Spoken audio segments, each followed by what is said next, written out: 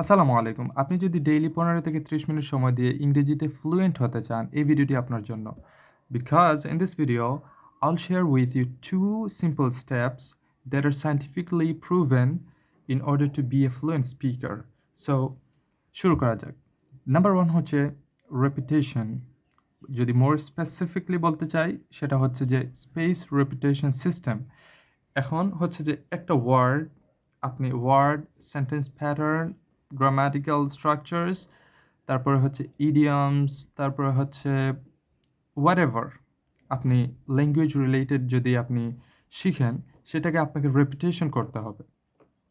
Repetition এখন করার জন্য আপনি কি করবেন?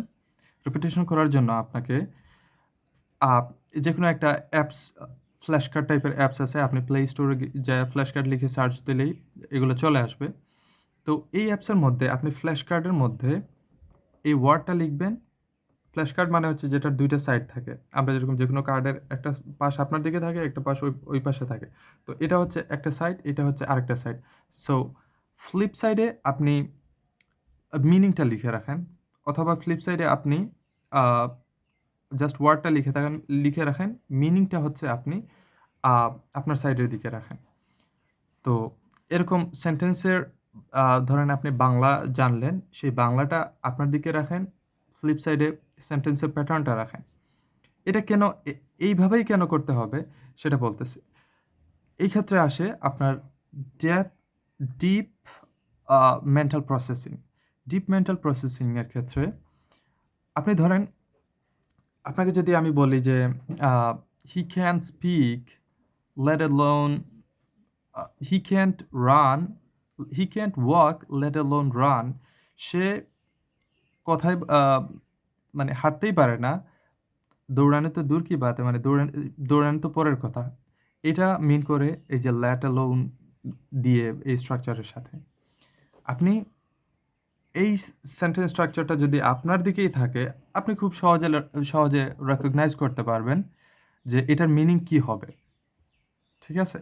বাট আপনি যদি এই বাংলাটা আপনার দিকে রাখেন এবং সেটার ইংলিশটাকে আপনি রিকল করার চেষ্টা করেন, তখন আপনার ব্রেইন সর্বোচ্চ ট্রাই করবে আ তাকে মেন্টাল প্রসেসিং এর জন্য। আপনার ডিপ মেন্টাল প্রসেসিং হবে।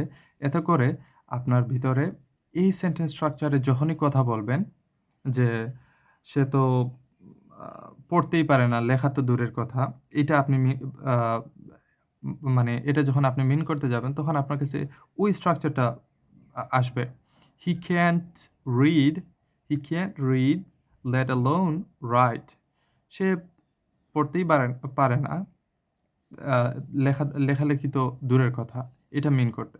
সো আপনি যদি শুরুতেই ইংলিশটা দিয়ে দেন, তাহলে হবে কি? ফ্ল্যাশ কার্ডে আপনার দিকে যেটা থাকবে, এটা যদি দিয়ে দেন, তাহলে আপনি খুব সহজে রেকগনাইজ করতে পারলেন এবং রেকগনিশন এর কারণে আপনার সেটা ডিপ মেন্টাল প্রসেসিং হইল না। আপনি জাস্ট রেকগনাইজ করেই শেষ। কিন্তু আপনি যখন মানে একটা বাংলা সেন্টেন্স দেখলেন, সেই বাংলার ইংলিশটা নিয়ে আপনি যখন রিকল করার ট্রাই করলেন, ইন দিস কেস আপনার ব্রেইনের ধরেন নিউরাল সিস্টেম অনেক ভালো কাজ করবে। আপনার ব্রেইনের ডেপথের মধ্যে সেটা ইনসার্ট হয়ে যাবে। একদম ইনস্টিলড হয়ে যাবে। সো এই জায়গাটাতে আমি বলব যে আপনি স্পেস রিপিটেশন করেন। যেকোনো ওয়ার্ডকে ফ্ল্যাশ কার্ডের মধ্যে দিয়ে রাখেন। এটা ৩ দিন, ৭ দিন, ৫ দিন, ১০ দিন, ১২ দিন পরে এমনি আপনি খেলার ছলে হইলেও যখন আপনি এগুলা দেখবেন, আপনার দেখা যাবে যে সেটা একদম ব্রেইনে ইনস্টিলড হয়ে গেছে। লাইকওয়াইজ আপনি এই যে মানে রিকল করেন রাদার দ্যান রেকগনিশন, এই প্রসেসের কারণে আপনার কি হবে? আ মানে ডিপ মেন্টাল প্রসেসিং হবে। So this is how we can faster 10x our language learning process. So এরপরে হচ্ছে যে আরো যদি কিছু বলি, যেগুলো বোনাস বলা যায় যে আপনি কার সাথে কি বসে?